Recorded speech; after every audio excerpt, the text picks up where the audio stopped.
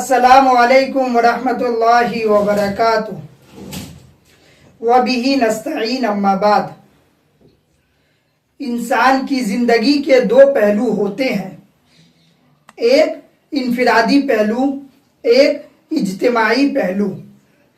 انسان ایک اپنی زندگی جیتا ہے اور ایک سب کے ساتھ زندگی بسر کرتا ہے۔ انفرادی زندگی عبادت کے لیے ہے اور اجتماعی زندگی خدمت کے لیے ہوتے ہیں، اور اللہ کو عبادت میں انفرادیت پسند ہے۔ اسی وجہ سے کہا گیا ہے کہ اللہ کو وہ بندہ پسند ہے جب لوگ سو رہے ہوتے ہیں اور یہ عبادت کر رہا ہوتا ہے۔ انفرادی عبادت اللہ کو پسند ہے، اور اجتماعی زندگی میں جب بندہ مخلوق کی خدمت کرتا ہے تو اس کے ذریعے اجتماعات نکھرتی ہے۔ عبادت سے ایک شخص نکھرتا ہے اور اجتماعیت سے پوری قوم نکھرتی ہے۔ اس واسطے کہا جاتا ہے دنیا میں مخلوق کی خدمت کرو اور آخرت میں فرشتے تمہاری خدمت کریں گے۔ خدمت خلق کس کو کہتے ہیں؟ اس کی تعریف کیا ہے؟ رضائے الہی کی خاطر مخلوق کی بلا تفریق مذہب، یعنی مسلمان، ہندو، عیسائی کچھ نہیں، بلا تفریق مذہب، محض خدمت کے جذبے سے مخلوق کو راحت پہنچانا، اس کو خدمت خلق کہتے ہیں۔ اور کوئی سچا دیندار، امانت دار شخص کوئی خدمت خلق کر رہا ہے اور اس کی تنخواہ لے رہا ہے، وہ بھی خدمت خلق کرنے والوں میں شمار ہوتا ہے۔ خدمت خلق کی علماء نے 3 قسمیں بیان کی ہے۔ نمبر 1 مال سے خدمت کرنا، نمبر 2 جسمانی خدمت کرنا، نمبر 3 حسن اخلاق سے خدمت کرنا۔ اللہ تعالیٰ نے مال دیا ہے، بعض تنظیمیں جو خدمت کر رہی ہے، بیواؤں کے لیے وظیفہ، غریبوں کے لیے ضرورت کے سامان مہیا کر رہی ہے، مستحق افراد کی جانچ کر کے ان کی دواؤں کا بندوبست کر رہی ہے، یا جو بے قصور مسلمان جیلوں میں بند ہے ان کی رہائی کا بندوبست کرنے کے لیے اپنا مال ان کو دے رہے ہیں تاکہ وہ صحیح استعمال کرے۔ نمبر 2 اللہ تعالیٰ نے جوانی کی نعمت اور صحت کی نعمت دے رکھی ہے، اپنی اس جوانی میں غریبوں کی کچھ مدد کر سکتے ہو تو مدد کرو، یہ ہے خدمت خلق۔ نمبر 3 اخلاق کے ذریعے خدمت کرنا، صحیح مشورہ دینا۔ ڈاکٹر یا وکیل ہو تو صحیح مشورہ دینا، ڈاکٹر ہو تو مفت میں کچھ گولیاں دینا۔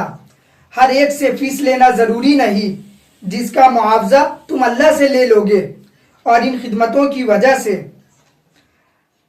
بہت سارے ہمارے مشکل کام آسان ہو جاتے ہیں، آدمی مصیبت اور پریشانیوں سے محفوظ رہتا ہے۔ قرآن کریم میں اللہ رب العزت صحابہ کرام کی تعریف کرتے ہوئے فرماتے ہیں وَيُؤْثِرُونَ عَلَىٰ أَنفُسِهِمْ وَلَوْ كَانَ بِهِمْ خَصَاصَةٌ۔ یہ صحابہ کرام وہ ہیں جو اپنے آپ پر دوسروں کو ترجیح دیتے ہیں اگرچہ وہ خود بھی محتاج ہیں، یعنی وہ خود بھی ضرورت مند ہے اس چیز کی جس کو وہ دوسروں پر نچھاور کر رہے ہیں، لیکن اپنی خواہشات یا ضرورت پر دوسروں کی ضرورت کو ترجیح دیا کرتے تھے۔ دوسری آیت میں اللہ تعالیٰ فرماتے ہیں جب جہنمیوں کو جہنم میں ڈالا جائے گا اور ان سے پوچھا جائے گا تمہیں جہنم میں کون سی چیز لے گئی، وہ لوگ کہیں گے ہم نماز نہیں پڑھتے تھے اور غریبوں کو کھانا نہیں کھلاتے تھے۔